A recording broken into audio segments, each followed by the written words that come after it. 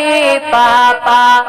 आजू दुआरा लगा द पहरेदार रे चाचा, चोरवा चोरी करे आई है हमारे पापा।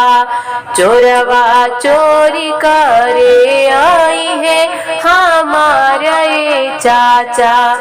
आजू दुआरा लगइबो पहरेदार रे बेटी, चोरवा चोरी नहीं करी है तोहार रे बेटी। चोरवा चोरी नहीं करी है तोहार रे बेटी।